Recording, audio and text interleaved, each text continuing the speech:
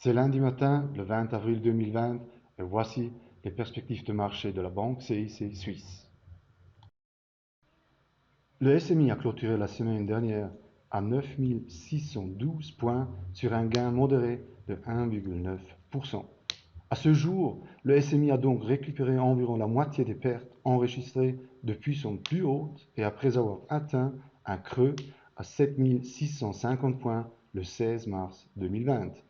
Les raisons de ce gain sont, d'une part, l'espoir que les lockdowns en cours seront lentement assouplis dans les semaines qui viennent, les interventions massives des banques centrales et des gouvernements, et enfin, et surtout, la nouvelle qu'un médicament de la société américaine Gilead a donné des premiers résultats encourageants.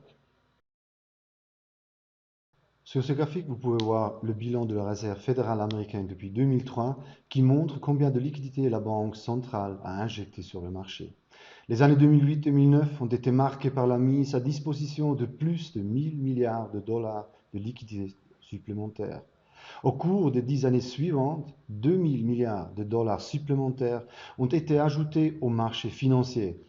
Et dans la crise actuelle, 2000 milliards de dollars de liquidités ont été créés à nouveau, et cela en quelques semaines seulement. Les États-Unis prouvent une fois de plus qu'ils feront tout leur possible pour sauver leur économie de l'effondrement.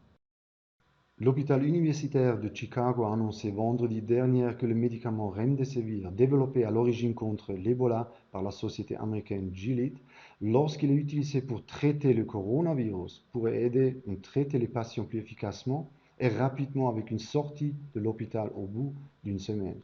Cette nouvelle a nourri l'espoir que les marchés de voir l'activité économique redémarrer plus rapidement que prévu.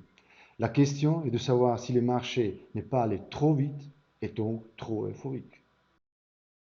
Les pays de l'OPEP et la Russie se sont mis d'accord la semaine passée sur une réduction massive de la production de pétrole. L'effet sur le prix du pétrole n'a ce jour pas été concluant. Il continue à baisser. Actuellement, le WTI se négocie toujours à environ 18 dollars le baril. Le président américain Trump est intervenu et a offert des liquidités aux entreprises de fracking si elles cessent leur production. Tant que cela n'aura pas lieu, nous pensons que le prix pourrait encore baisser vers 10 dollars le baril. Bien que positif pour la relance économique, une baisse continue du prix du pétrole pourrait déstabiliser les marchés. C'est pourquoi nous continuerons à suivre cette évolution de très près. Nous nous attendons à ce que le marché des actions évolue latéralement avec une forte fluctuation dans les semaines à venir et que le SMI se négocie dans une fourchette d'environ 8 500 points et 10 000 points. La ligne des 200 jours est actuellement aux alentours de 10 000 points et nous nous attendons pas à ce que ce niveau soit franchi de manière durable dans un avenir proche. Nous sommes plus optimistes pour le second semestre et nous nous attendons à ce que le SMI soit moins volatile durant cette période pour terminer l'année environ à 10 000 points.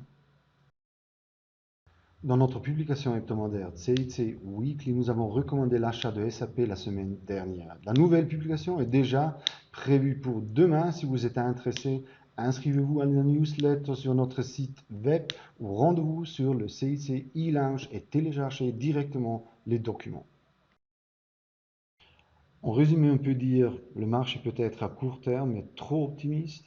Réduisez votre risque sur les actions ou couvrez-en une partie. Achetez des blue chips lorsque le marché est faible et attendez un peu plus longtemps pour entrer dans les actions cycliques. C'est tout pour cette semaine. La prochaine mise à jour lundi prochain, le 27 avril. Merci de regarder. Restez en bonne santé.